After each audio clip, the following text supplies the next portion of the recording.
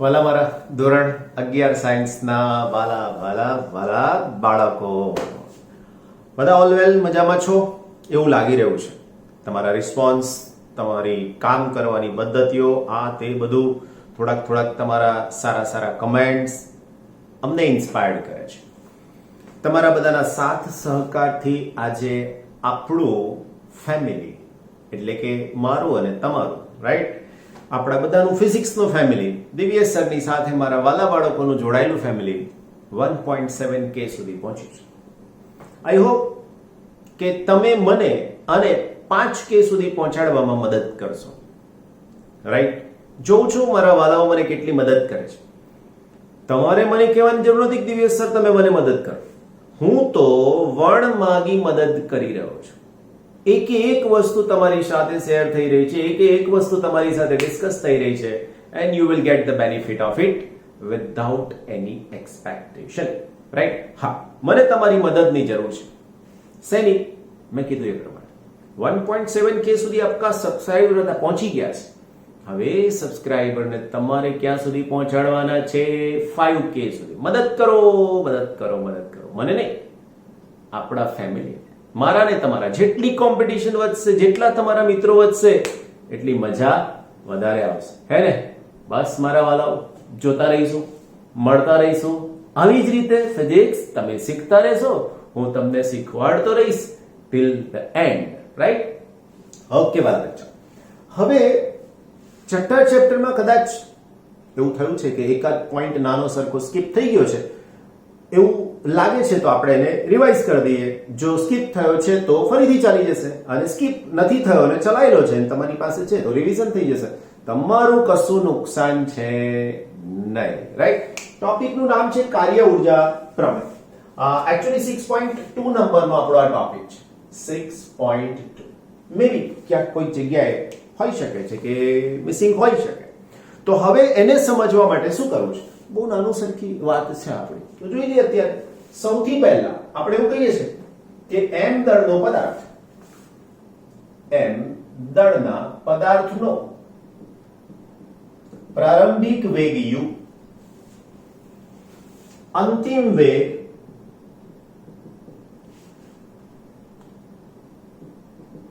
v, તેનો પ્રવેગ એ તથા સ્થાનાંતર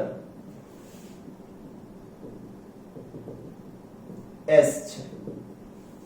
હવે અચળ પ્રવેગી ગતિના સમીકરણ અનુસાર અચળ પ્રવેગી ગતિના સમીકરણ અનુસાર શું થાય? વાલા બચ્ચા, થાય આવું કે v² - u² બરાબર 2as. થઈ ગયું ને? ત્રીજું સમીકરણ. રાઈટ? નંબર 1. હવે શું કહું છું? કઈ નહીં કહેતો ભાઈ, હું તો ફિઝિક્સની વાત કરું છું, તમારી વાત નહીં. તમે તો બહુ બ્રિલિયન્ટ માણસો છો વાલા બચ્ચાઓ, અને હું કહું એમ મહેનત કરો છો ને, એટલે મને વધારે મજા આવે છે તમારી સાથે કામ લેવાની અને તમારી સાથે કામ કરવાની. ઓકે બચ્ચાઓ, શું કરીએ આપણે? તો કે સમીકરણની ડાબી બાજુને, ડાબી અને જમણી બાજુ, સમીકરણને 1/2m વડે ગુણતા. એટલે બે બાજુ ગુણવાનું નક્કી થઈ ગયું ને? Okay fine. તો 1/2 mv² minus 1/2 mu² is equal to 1/2m. એની સાથે આવ્યું શું? તો કે a2 પછી a into s. રાઈટ? બે gone. Fine. ma is equal to मेरे पास मां है ना? એ ડાયલોગ સાંભળ્યો છે તમે બધાએ, પણ m into a ન્યૂટન યાદ આવે તમને, તો એની જગ્યાએ લખી શકાય f અને આની સાથે લખાય s. f એટલે બળ.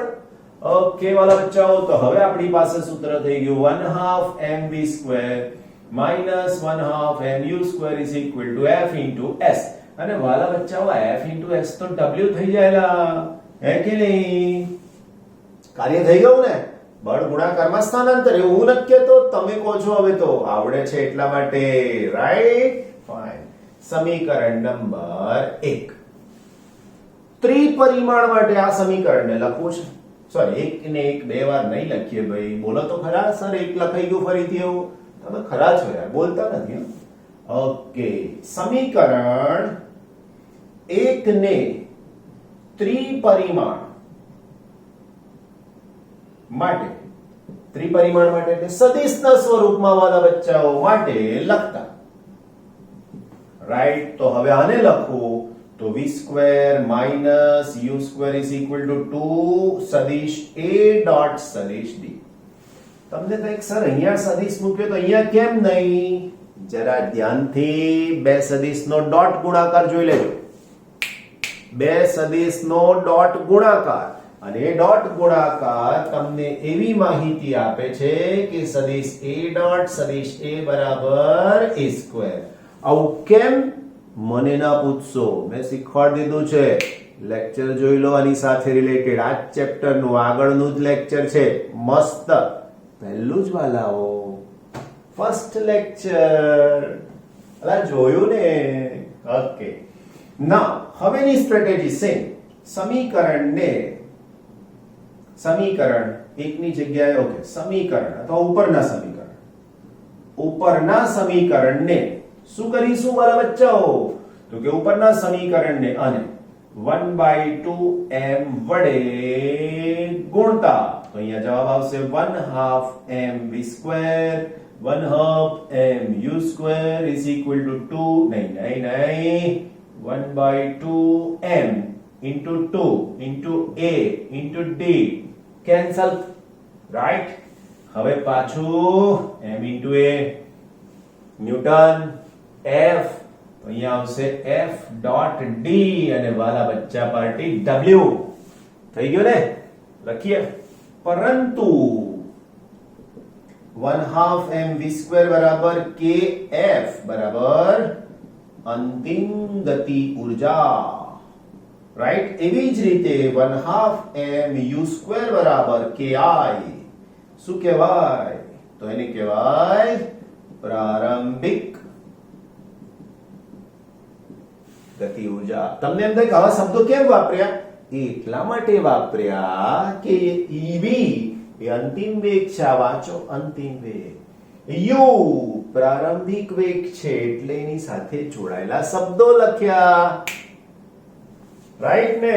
તો હવે આ સમીકરણને લખવું તો અહીંયા લખાશે kf minus ki is equal to w. વાલા બચ્ચા પાર્ટી આને ડેલ્ટા k લખી નાખીએ તો w થઈ જાય હે ને? અને આને જ નામ આપી દેવાનું આપણા પ્રશ્નનું. આ સમીકરણ કાર્ય ઉર્જા પ્રમેયને રજૂ કરે છે. શું કહે છે ખબર? પદાર્થ પર પરિણામી બળ વડે થયેલું કાર્ય એ તેની ગતિ ઉર્જાના ફેરફાર જેટલું હોય છે. કેટલું સરળ, સહજ અને સમજાઈ જાય હે ને? ફરીથી એકવાર, પદાર્થ પર પરિણામી બળ વડે થયેલું કાર્ય એ તેની ગતિ ઉર્જાના ફેરફાર જેટલું હોય છે.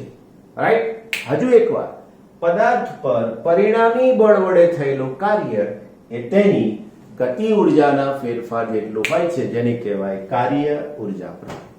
ફિનિશ? યાદ રહી જશે ને વાલા બચ્ચાઓ? કીધું છે આગળ પણ કે આ પ્રમેય બહુ જ ઉપયોગી છે.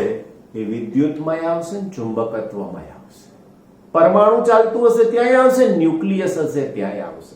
એટલે જરા જાળવીને યાદ કરી લેજો મારા વાલાઓ, હે ને? વેરી ગુડ વાલા મારા બચ્ચા પાર્ટી. પાછા ઉદાહરણ નંબર 6.12 પર આવીએ. થિયરી બધી કમ્પ્લીટ થઈ ગઈ છે એવું યાદ છે ને? છેલ્લે આપણે દ્વિપરિમાણમાં સંઘાત સમજાયો તો એની સાથેનું ડિસ્કશન હતું. એના પહેલા એક પરિમાણમાં સ્થિતિસ્થાપક સંઘાત સમજાયો તો, એના પહેલા એક પરિમાણમાં અસ્થિતિસ્થાપક સંઘાત સમજાયો તો, એના પહેલા સ્થિતિસ્થાપક અસ્થિતિસ્થાપક સંઘાત એટલે કોલાઇઝન, અથડામણ. યાદ છે ને?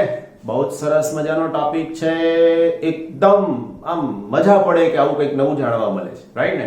Okay fine.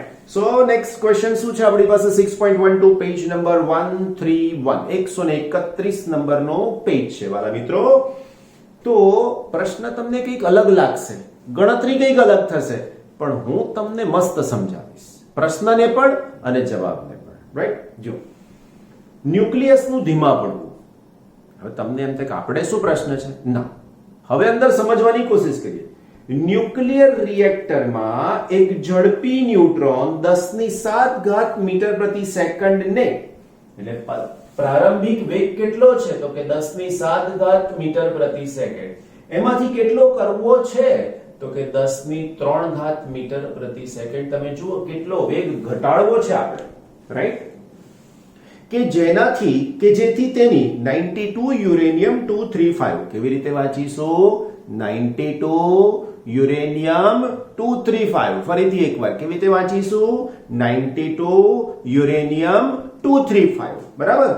તો સમસ્થાનિક, કેમિસ્ટ્રી શબ્દ છે સમસ્થાનિક. સમસ્થાનિકનો મતલબ જેના ક્રમાંક, જે પરમાણુના પરમાણુ ક્રમાંક સમાન હોય અને પરમાણુ દળાંક જુદા જુદા હોય, એને સમસ્થાનિક કહેવાય. જો એક એક શબ્દ સમજાવું છું, પ્રશ્ન તો હજી સાઈડમાં છે, રાઈટ? તો સમસ્થાનિક સાથેની આંતરક્રિયા સંભાવના ખૂબ વધે અને તેનું વિખંડન થાય. આગળ શબ્દ આવી ગયો વિખંડન, ઉર્જાના પ્રકારમાં, રાઈટ? હવે આ વિખંડન એટલે શું? તો કેટલાક ભારે ન્યુક્લિયસને ન્યુટ્રોન જેવા કણ સાથે અથડાઈએ છે. ન્યુટ્રોન થી એને અથડાવવાનું છે, રાઈટ? એનો મતલબ ન્યુટ્રોનને આમ નાખવાનું નહીં, એને અથડાય તો એ બે નાના ન્યુક્લિયસમાં વિભાજિત થાય. એ બે નાના ન્યુક્લિયસમાં પરિણામે તો એને શું કહેવામાં આવે છે? વિખંડન, વિભાજિત થયું કહેવાય, રાઈટ? ઓકે.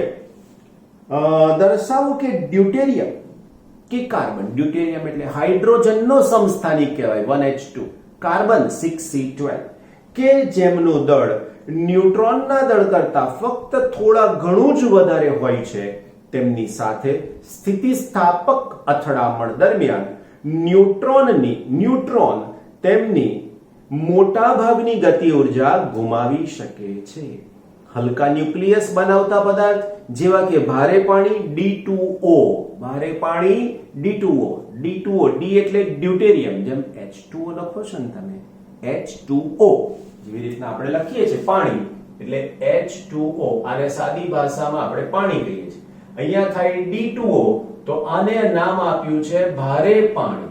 તો આની અંદર જેવો હાઇડ્રોજન છે એવું આ D એટલે 1H2 અને આ 1H2 એટલે ડ્યુટેરિયમ અને આની અંદર 1H1. અહીંયા 1 અને અહીંયા 2, આટલો ફરક છે, રાઈટ? આ હાઇડ્રોજનના ન્યુક્લિયસમાં માત્ર એક જ પ્રોટોન હોય છે, જ્યારે આના ન્યુક્લિયસની અંદર એક પ્રોટોન પ્લસ એક ન્યુટ્રોન હોય છે. આટલો ડિફરન્સ છે બંનેમાં. સમજી ગયા ને મારી વાતને? બહુ સરસ. અથવા ગ્રેફાઇટને મોડરેટર કહે છે. મોડરેટરનું કામ શું? તો બહુ જ ઝડપથી આવતા ન્યુટ્રોનને અંદર બંધારણ ચેન્જ કર્યા સિવાય, શોષણ કરી લીધા સિવાય માત્ર ધીમા પાડવાનું. જેવું કે આપણા સ્પીડ બ્રેકર છે, જોયા છે ને? રોડ પર સ્પીડ બ્રેકર આવે, કેમ મૂકેલા છે? તમારી સ્પીડ ધીમી થાય એટલા માટે. વાહનમાં ચેન્જ કરે છે? ના. હા સર, કરે છે. અનુભવ થયો છે ભાઈ, સ્પીડ વધારે હતી તો અનુભવ થયો, ધીમી સ્પીડ હોય તો ના થાય, એટલા માટે તો સ્પીડ બ્રેકર મૂકેલા છે, રાઈટ? જોવાનું, બહારના કન્ટ્રીમાં સ્પીડ બ્રેકર બહુ ઓછા હોય છે, ત્યાં ઓટોમેટિકલી બધું મેન્ટેન થાય છે, આપણે ત્યાં મૂકવા પડે છે. કેમ? કારણ તમારે એને ધ્યાનમાં લેવું પડે છે. તો તમારી સ્પીડ ઘટાડો છો, બાકી તો ઉડાવો છો, ટુ વ્હીલર ઉડે છે, હે ને? એવું ના કરતા. હજુ લાયસન્સ માંડ આવ્યું હશે કેટલાક ને. ઓકે, આખા દાખલાનો થીમ શું કહેવા માંગે છે? થીમ એવું કહેવા માંગે છે કે બહુ જ પ્રચંડ વેગથી ગતિ કરતા ન્યુટ્રોનને ધીમા પાડવાનું કામ જે મોડરેટર કરે છે, એની સાથે સંકળાયેલી ગતિ ઉર્જામાં કેવો ફેરફાર કરવો પડે છે, કેવો ફેરફાર થાય છે, કોણ કરે છે, આની થોડી સમજૂતી આપણે આપવા જઈ રહ્યા છીએ, રાઈટ? જોઈએ દાખલો કેવી રીતે સોલ્વ થાય છે તે. વાલા બાળકો, આ બધી વધારાની માહિતી હતી.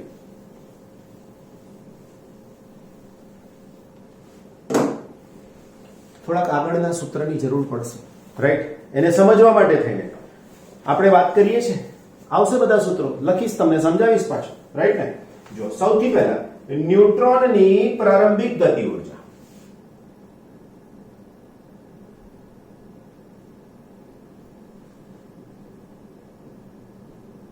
ન્યુટ્રોનની પ્રારંભિક ગતિ ઊર્જા કેટલી થાય વાલા બાળકો?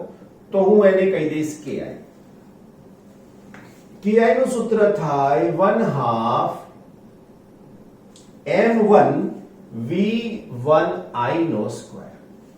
વાલા બચ્ચાઓ, m1 એટલે દળ ન્યુટ્રોન, v1i એટલે એનો વેગ જે આટલો છે, રાઈટ? બીજું તેની અંતિમ ગતિ ઊર્જા, તેની એટલે ન્યુટ્રોનની, આપણે લખીએ ન્યુટ્રોનની અંતિમ ગતિ ઊર્જા, જેને કહીશું kF. સૂત્ર આ જ આવશે ને, 1/2 m1 v1f સ્ક્વેર, રાઈટ?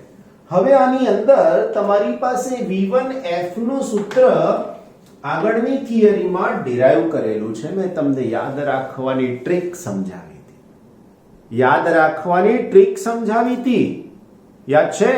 જો કેવી રીતે યાદ રાખ્યું તું આપણે, તો અહીંયા હું લખું v1f is equal to, છેદમાં તો હું લખીશ m1 plus m2. અહીંયા જે સરવાળો થયો છે એ જ અહીંયા બાદબાકીમાં આવશે, અને એની સાથે હું લખીશ v1i. That's it.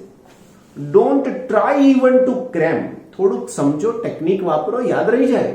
આવું 5 વાર લખો, આજે, કાલે, પરમ દિવસે, મોડે થઈ જશે, પણ એકની એક વખતે 5 વાર ઠોકી બેહાડો, ના યાદ રહે. સમજાય છે ને? એટલે એને ટેકફુલી હેન્ડલ કરવા. ઓકે, તો माइक निकल गया, डाल दिया. ओके बच्चा भाई, તો હવે આ v1f ની કિંમત હું ત્યાંથી લઈ મૂકી દઈશ. તો હવે મને સૂત્ર શું મળ્યું જોયું તમે? ઓકે, તો અહીંયા મારી પાસે સૂત્ર થઈ ગયું is equal to 1/2 m1, અને એની સાથે આ પદ m1 minus m2 upon m1 plus m2 whole square v1i squared. સમીકરણ નંબર 1, સમીકરણ નંબર 2, હે ને? હવે મારે શું શોધવું છે? તો ગતિ ઊર્જાનો ગુમાવાયેલ અંશ. અંશ એટલે શું?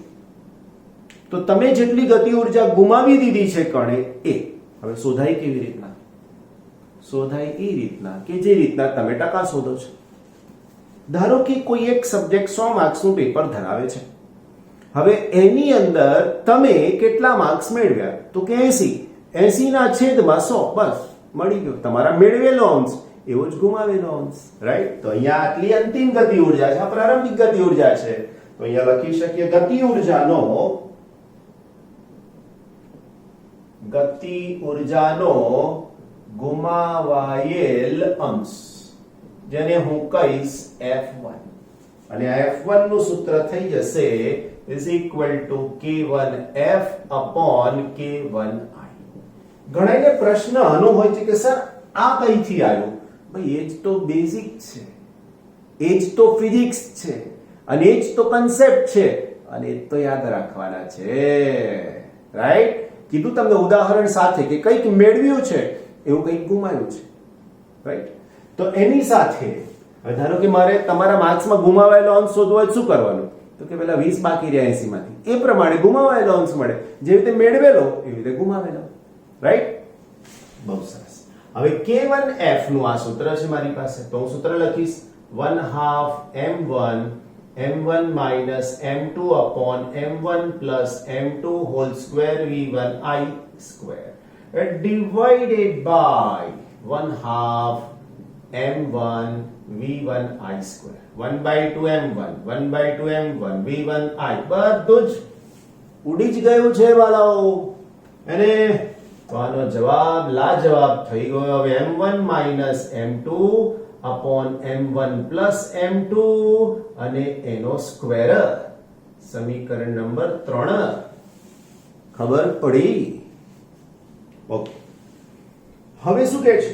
જ્યારે મોડરેટિંગ ન્યુક્લિયસે ગતિ ઉર્જાનો મેળવેલો અંશ, મોડરેટિંગ ન્યુક્લિયસે ગતિ ઉર્જાનો મેળવેલો અંશ, તો હવે અહીંયા ઊંધું થશે. હા, આ બધું 1 સાથે વાત થતી હતી, હવે 2 ની સાથેની વાત થશે. મોડરેટિંગ ન્યુક્લિયસે, મોડરેટિંગ ન્યુક્લિયસ, હવે એવું સમજો કે એક પદાર્થ અથડાયો તો આને ગુમાવી તો બીજાએ મેળવીને, તો એ વસ્તુ અહીંયા છે. મોડરેટિંગ ન્યુક્લિયસે ગતિ ઉર્જાનો મેળવેલ અંશ. રાઈટ?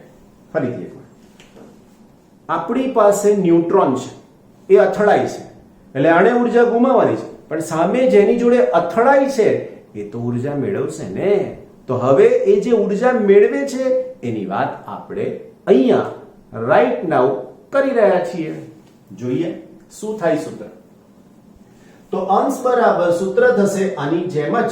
તો એનું સૂત્ર છે K2F ના છેદમાં K1I. પેલું 80-20 વાળું એક્ઝામ્પલ ખોપડીમાં ઘુસેડી દો તો આમાં કઈ ભૂલ નહીં પડે. રાઈટ? આ શું કીધું આપણે?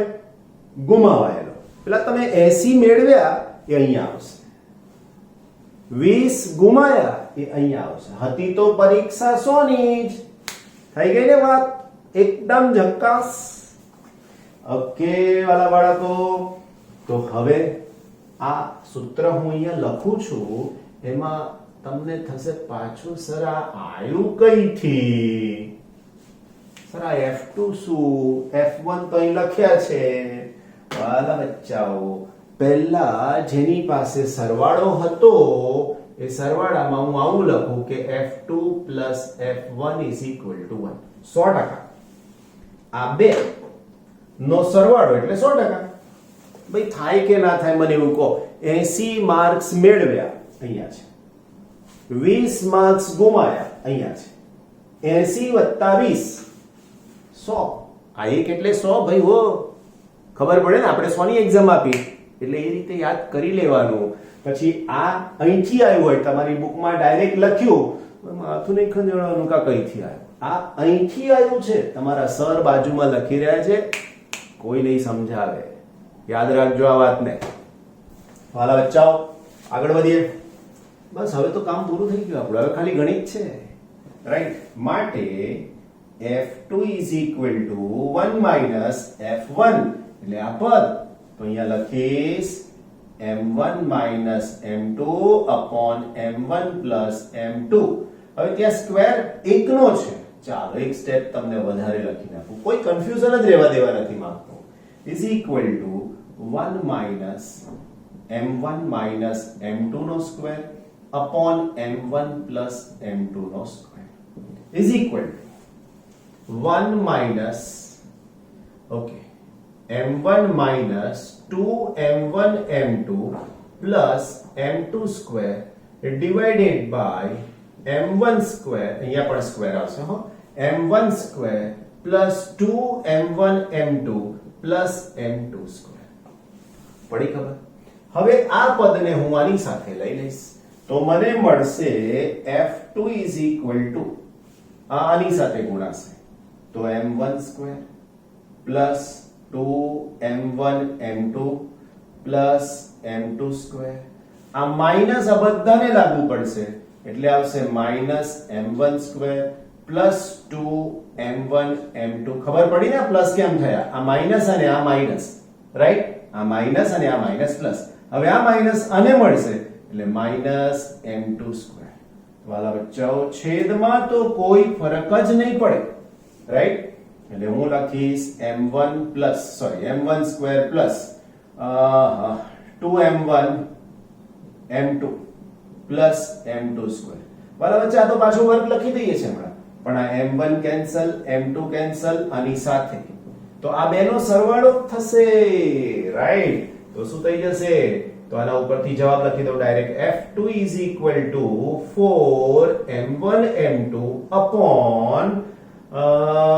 m1 + m2 the whole square. સમીકરણ નંબર લા હોદીને કોને ભાઈ મને 4 નંબર. હવે મારે F1 શોધવા છે અને F2 શોધવા છે કે કેટલા અંશ ગુમાવાય છે ને કેટલા અંશ મેળવાય છે. રાઈટ. આપણે પ્રક્રિયા કોની સાથેની વાત હતી? ડ્યુટેરોન સાથેની. ડ્યુટેરોન એટલે શું? તો ડ્યુટેરોન એટલે 1H2. તો અહીંયા હું આવું લખી શકું કે પ્રોટોન અથવા તો ન્યુટ્રોન વાત કરી છે ને, તો ન્યુટ્રોન નું દળ એમ કહું. રાઈટ. તો અહીંયા લખી શકું ન્યુટ્રોન નું દળ, યસ ન્યુટ્રોન છે, ન્યુટ્રોન નું દળ m1 બરાબર m. તો ડ્યુટેરોન નું દળ m2, અહીંયા m1 જ રાખીએ, એમણે m1 લીધું છે એટલા માટે, m2 is equal to 2m1. isn't it?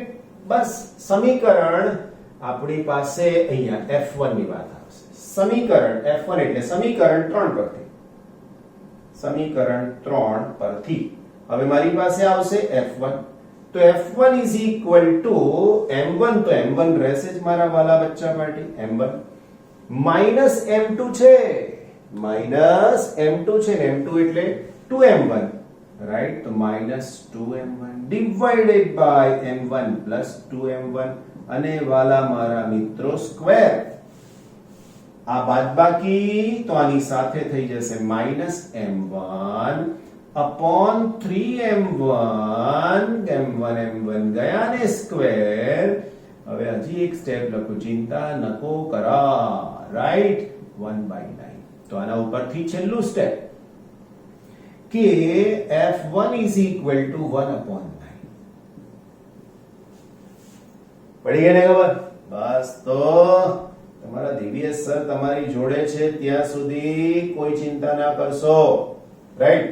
આની સાથે જઈએ આપણે 4 m1 તો બચ્ચા વારડી m1, m2 તો 2m1 divided by m1 plus 2m1 અને એનો પણ સ્ક્વેર, બે ગુણાકારમાં 4 8 m1 square divided by 3m1 અને square is equal to 8m1 square. 3 એટલે 9 અને m1 સ્ક્વેર કેન્સલ. અલા ભાઈ મારા F2 શું લાયો ભાઈ તું? તો કે 8/9, રાઈટ. એનો મતલબ શું થયો ખબર પડી બચ્ચા પાર્ટી? ગતિ ઉર્જાનો ગુમાવાયેલો અંશ 1/9 અને જેણે મેળવ્યો છે એ 8/9. બિલકુલ ક્લિયર પિક્ચર. આ બંનેનો સરવાળો કરો 1 થઈ જાય. કેમ? તો કેના ઉપરથી તો મેળવ્યું છે, isn't it? તો જુઓ નીચે ડિસ્ક્રિપ્શન આપ્યું છે. ડિસ્ક્રિપ્શનમાં શું કીધું છે કે ડ્યુટેરિયમ માટે m2 is equal to, deuterium કહેવાય અથવા તો ડ્યુટેરોન કહેવાય, બંને વસ્તુ સરખી છે. ડ્યુટેરિયમ માટે m2 is equal to 2m1 અને આપણે F1 is equal to 1/9 જોઈ લીધું અને F2 is equal to 8/9 મળે છે. ન્યુટ્રોન લગભગ 90% ઉર્જા ડ્યુટેરિયમને આપી દે છે. શું કીધું છે? વાક્ય આ બંનેની સમજૂતી એટલે કે ન્યુટ્રોન 90% ઉર્જા ડ્યુટેરોન, પણ એમને ડ્યુટેરિયમ લખ્યું છે, ડ્યુટેરિયમ ચાલે, ડ્યુટેરોનને આપે છે. એનો મતલબ પોતે 10% જ રાખે છે, રાઈટ. હવે આની આ જ વસ્તુ તમને શેના માટે કીધી છે? કાર્બન માટે શોધવું હોય શું કરશો? કાર્બન માટે શોધવું છે શું કરશો? તો આટલે સુધી તો બિલકુલ સાચી વાત. હવે હું અહીંયા નીચે તમને કાર્બનની વાત આપું છું, તમારે સાબિત કરીને મને આપવાનું. તો અહીંયા લખું છું, ધ્યાન રાખજો. જેવું અહીંયા લખ્યું છે ને ન્યુટ્રોન નું દળ તો ડ્યુટેરોન નું દળ, તો એવું ફરીથી લખું છું, ધ્યાન રાખજો. ન્યુટ્રોન નું દળ m1 બરાબર m1, રાઈટ. હવે લખીશ કાર્બન નું દળ m2 is equal to, carbon કેવી રીતે લખો છો તમે? 6c12. ડ્યુટેરોન કેવી રીતે લખતા હતા? ડ્યુટેરોન. તમારી બુકમાં ડ્યુટેરિયમ લખ્યું છે, ડ્યુટેરોન નું દળ. તો ડ્યુટેરોન એટલે 1H2. આ 2 છે ને એટલે અહીંયા M2 થઈ ગયા. હવે એવા કેટલા છે અહીંયા? 12. તો તમારે M2 બરાબર 12M1. નાउ લગે રહો બચ્ચા પાર્ટી. બચ્ચા પાર્ટી લગે રહો. તમારે શું કરવાનું ખબર? આ સૂત્રની અંદર M1 ની કિંમત, M1 અને M2 ની કિંમત આ મૂકવાની. બાકી ગણતરી આ રીતે જવા દેવાની. પછી F2 શોધવાના અને એનું ટકામાં પ્રમાણ શોધતા આવડતું હોવું જોઈએ. અને એના ઉપરથી જવાબ છે F1 is equal to 71.6% અને F2 is equal to 28.4%. વ્યવહારમાં જો કે આ સંખ્યા નાની હોય છે કારણ કે સન્મુખ અથડામણ ભાગ્યે જ થાય છે. પાછો નવો વર્ડ આવેલા સન્મુખ, ભાઈ સમજાઈ દીધો છે. વન ડાયમેન્શન કોલાઇઝન નો મતલબ એક દડો ગતિ કરતો કરતો બીજા દડાને અથડાઈને બંનેના કેન્દ્રને જોડતી રેખા એક જ હોય. જો વાંચો એટલે પણ ખબર પડશે. જો બંને પદાર્થોના પ્રારંભિક વેગ અને અંતિમ વેગ એક જ સીધી રેખા પર હોય તો તેને એક પારિમાણિક અથડામણ અથવા સન્મુખ અથડામણ કહે છે. નાના ગોળાકાર પદાર્થોમાં આ ત્યારે જ શક્ય બને જ્યારે પદાર્થ એકની ગતિની દિશા સ્થિર રહેલા પદાર્થ બેના કેન્દ્રમાંથી પસાર થાય. કીધું ને હમણાં. સામાન્ય રીતે અથડામણ દ્વિપારિમાણિક હોય છે જ્યાં પ્રારંભિક વેગ અને અંતિમ વેગ એક સમતલમાં હોય છે. સમજાઈ ગઈ વાત મારા વાલાઓ? કોઈ તકલીફ ખરી નહીં ને? હોય તો પૂછી શકો છો. એકદમ સહેલામાં સહેલું છે ગણતરી કરવાનું. 6C12 right. આ 6C12 ને તમારે અહીંયા ઉપયોગમાં લેવાનું ને ગણતરી કરવાની. ટકા કેવી રીતે શોધવાના એ તો તમને વેરી વેલ આવડે છે રાઈટ. ઉદાહરણ 6.13 પેજ નંબર 131 પર આકૃતિ 6.10 માં સમાન દળ M1 બરાબર M2 ના બે બિલિયર્ડ બોર્ડ વચ્ચેની અથડામણ દર્શાવી છે. મારે તમને એ અથડામણની આકૃતિ દોરવી પડશે. જોઈ લેજો. અહીંયા પહેલો દડો જેનું દળ M1 છે રાઈટ. અહીંયા લખી દો અંદર. બીજો દડો જેનું દળ M2 છે. હવે આ સ્થિર છે અને આ v1i જેટલા વેગથી ગતિ કરે છે એવું કીધું. હવે અથડામણ પછી શું થાય છે? તો એક દડો આમ જાય છે અને બીજો દડો અહીંથી આમ જાય છે રાઈટ. આનું દળ અગેન M2 જ છે અને આનું દળ M1 છે વાલા મિત્રો. આ એની રેફરન્સ દિશા થઈ ગઈ. આ પણ એની રેફરન્સ દિશા થઈ ગઈ. હવે આની સાથેના જો ખૂણાની વાત કરું તો θ1, આની સાથેના ખૂણાની વાત કરું તો θ2. આનો વેગ v1f, આનો વેગ v2f. સમજાય છે મારા વાલા? ઓકે. શું કહીએ છીએ હવે? M1 બરાબર M2 બરાબર એમ લઈ લેવાય. તો લખી શકું અહીં M1 બરાબર M2 બરાબર M. જે આપેલું છે લખ્યું આપણે. બિલિયર્ડનો ખેલાડી લક્ષ બોલને ખૂણાના કાણામાં નાખવા માંગે છે. θ2 is equal to 37 ડિગ્રી ખૂણે રહેલો છે. હવે આની કિંમત 37 ડિગ્રી છે. ધારો કે અથડામણ સ્થિતિસ્થાપક છે. સ્થિતિસ્થાપક અથડામણ એટલે પહેલાની ગતિ ઊર્જા અને અંતિમ ગતિ ઊર્જા બંનેની સમાન મળે એને સ્થિતિસ્થાપક અથડામણ કહે છે.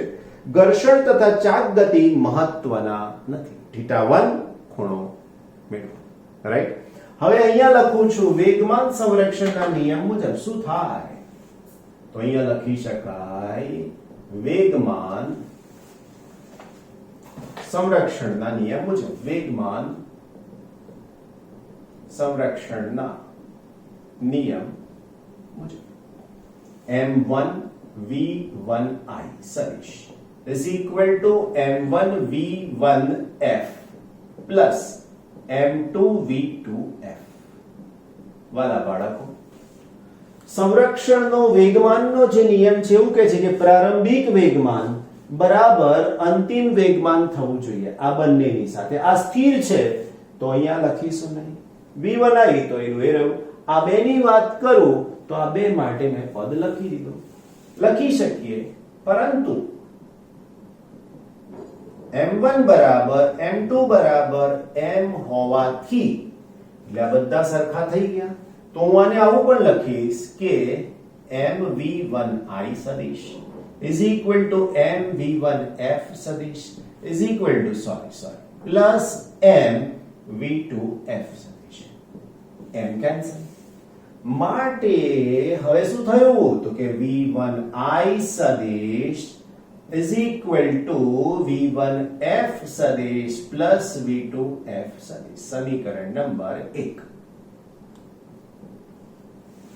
હવે એનો જ એની સાથે ગુણાકાર કરીએ. વર્ગ કરતા એવું લખો તોય ચાલે. એટલે જુઓ આ શું કર્યું મેં, v1i સદિશ ડોટ v1i સદિશ is equal to v1f v2f dot v1f plus v2f. બેસ ગુણાકાર થયો કૌંસનો. હવે આનો ગુણાકાર કર્યો એટલે મને મળશે પદ v1i નો સ્ક્વેર. રાઈટ. આનો ગુણાકાર આની સાથે તો હું ડાયરેક્ટ લખીશ v1f નો સ્ક્વેર. એવો આનો ગુણાકાર આની સાથે તો plus v1f v2f. Right. Plus આનો ગુણાકાર આની સાથે તો v1f v2f પ્લસ આનો ગુણાકાર આની સાથે v2f સ્ક્વેર. જો સિંગલ સિંગલ છે તો સદિશ રહેવાના છે, એનો એ જ આવશે તો સદિશ નીકળી પણ જશે. માટે v1i સ્ક્વેર v1f સ્ક્વેર આને આગળ લઈ લઉં પ્લસ v2f સ્ક્વેર આ બંનેને સાથે લઈ લઉં તો 2v1f v2f આવું થાય. માટે v1i નો સ્ક્વેર v1f નો સ્ક્વેર v2f નો સ્ક્વેર પ્લસ 2 ધ્યાન રાખજો v1f v2f ઇન્ટુ cos. આ થીટા લખીશ પહેલા cos થીટા. હવે આ પદ આવ્યું ક્યાંથી તો તમને ખબર હોવી જ જોઈએ મારા વાલા ભૂલકાઓ. શેની તો કે સદિશ a ડોટ સદિશ b બરાબર ab cos થીટા. આ થીટા શું છે તો લખાય જ્યાં થીટા બરાબર સદિશ a અને સદિશ b વચ્ચેનો ખૂણો. સદિશ a અને સદિશ b વચ્ચેનો ખૂણો. રાઈટ. બસ મારા વાલાઓ. હવે આ ખૂણો એટલે આ બંનેનો સરવાળો. પણ આ તો 37 છે તો મારાથી જે પદ લખાશે ને એ આવું હશે v1i square v1f square v2f square plus 2 v1f v2f into cos. શું થશે વાલા બચ્ચાઓ θ1 પ્લસ 37 ડિગ્રી. સમીકરણ નંબર 2. તમારી બુકમાં ઘણું બધું સીધે સીધું આપેલું હોય છે, આપણે એને સદંતર ગણવાની કોશિશ કરીએ છીએ સરસ રીતે. હવે અહીંયા સ્થિતિસ્થાપક સંગાત હોવાથી સ્થિતિ સ્થાપક સંગાત હોવાથી શું થાય તો કે 1/2 m v1i square 1/2 m v1f square 1/2 m v2f square. જો મેં આ વખતે m1 m2 નથી લખ્યા.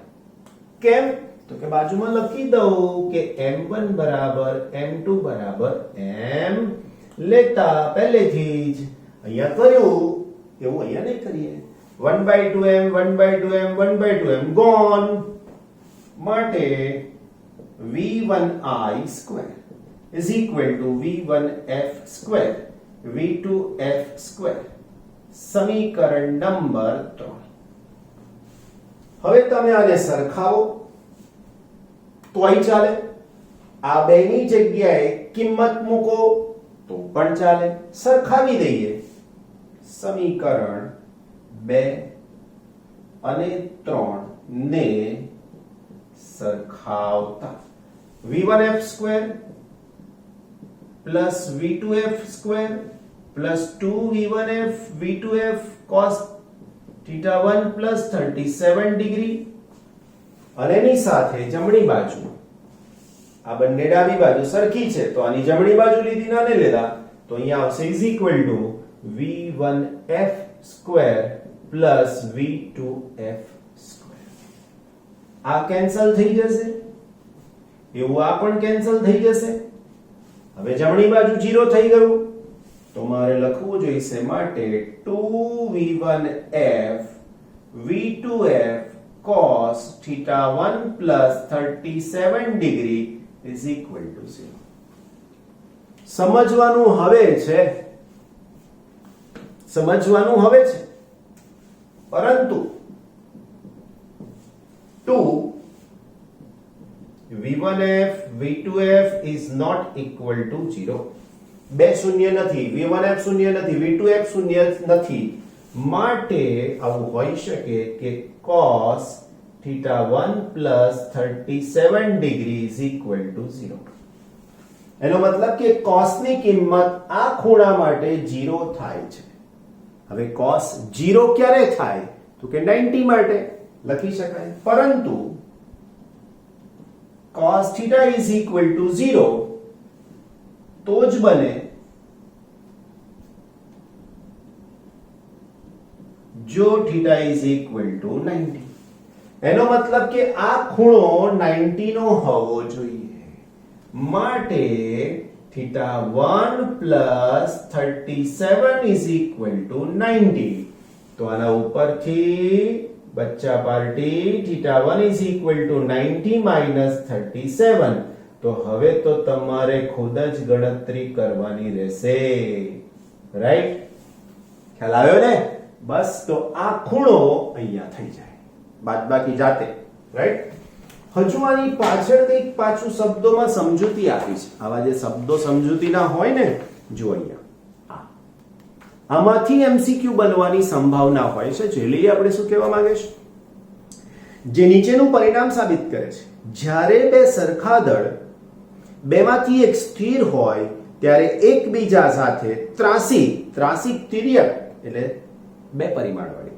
સ્થિતિસ્થાપક અથડામણ અનુભવે તો અથડામણ પછી તેઓ એકબીજાની સાપેક્ષે લંબરૂપે ગતિ કરે છે થઈ ગયો તમારો એમસીક્યુ કે આની સાથે આનો ખૂણો 90 ડિગ્રી તો જ હોય જ્યારે આ બંનેના દળ સમાન હોય તો કન્ડિશન જો આપણે લીસી સપાટીવાળા ગોળાકાર દળનો વિચાર કરીએ તો આ વાત સહેલી થઈ જાય છે અને માની શકાય કે જ્યારે બે પદાર્થો એકબીજાને અડે ત્યારે અથડામણ થાય ત્યારે લખોટીની કે કેરમ કે બિલિયર્ડનો બોર્ડની રમતમાં આવું જ થાય છે રાઈટ ઓકે આપણી રોજિંદી દુનિયામાં જ્યારે બે પદાર્થો એકબીજાને અડે ત્યારે જ અથડામણ થાય છે પરંતુ ઘણા લાંબા અંતરેથી સૂર્ય તરફ આવતો ધૂમકેતુ કે ન્યુક્લિયસ તરફ આવીને બીજી કોઈ દિશામાં દૂર જતો આલ્ફા કણ વિચારો અહીંયા આપણે અમુક અંતરેથી લાગતા બળ સાથે કામ કરવું પડે છે આવી ઘટનાને પ્રકિરણન કહે છે શું થાય ખબર પ્રકિરણનમાં આ ન્યુક્લિયસ અહીંથી કણ આવ્યો અહીંયાની અંદર ના જાય અહીંથી આમ થઈને બહાર નીકળી જાય અહીંયાથી આમ થઈને આમ જતું રહે અહીંયાથી આવે અહીંયાથી આમ જાય અહીંયાથી આવે અહીંયાથી આમ જતું રહે આવી ઘટનાને પ્રકિરણન કહેવાય ફરીથી અહીંથી આમ જઈને આમ જતું રહે અહીંયાથી આમ જઈ શકે અહીંથી આમ જઈ શકે અહીંથી આમ જઈ શકે અથડાય નહીં રિપલ્સિવ ફોર્સિસ હોય એટ્રેક્ટિવ ફોર્સિસ હોય અપાકર્ષી બળ હોય ને આકર્ષી પણ બળ હોઈ શકે છે બે કણ કેટલા વ્યક્તિ અને કઈ દિશામાં દૂર જશે તે તેમના પ્રારંભિક વેગ ઉપરાંત તેમની વચ્ચેની આંતરક્રિયાના પ્રકાર પર તેમના દળ પર આકાર પર અને કદ પર આધાર રાખે છે આ લાસ્ટ પેરેગ્રાફ ન્યુક્લિયસની અંદરનો ધોરણ 12 માં પરમાણુ ન્યુક્લિયસ આ બધા ચેપ્ટર છે ને ત્યાં આવશે ક્લિયર બોરનું પરમાણુ મોડેલ શીખ્યા ને એમાં પણ આવશે આપણે ફિઝિક્સનું મોડેલ અલગ છે કેમેસ્ટ્રીનું મોડેલ અલગ છે એવું નથી સમજાવવાની રીત અલગ છે okay till then good bye take care અને આપણી પહેલી વાત યાદ રહેવી જોઈએ 5K મારા વાલાઓ કેટલે સુધી પહોંચવું છે આપણા ફેમિલીને 5K સુધી તમારી મદદ તમારી આવશ્યકતા જરૂર છે રાઈટ જોઈએ કેટલા વહેલા સમયમાં તમે મને 5K સુધી પહોંચાડવામાં મદદ કરો છો તમે તો છો જ મારી સાથે તમારા ને મારા ફેમિલીને મોટું રોંગ બહુ દૂર સુધી પહોંચાડવાનો છે પણ તમે છો તમારી સાથે ફાઇન ટેક કેર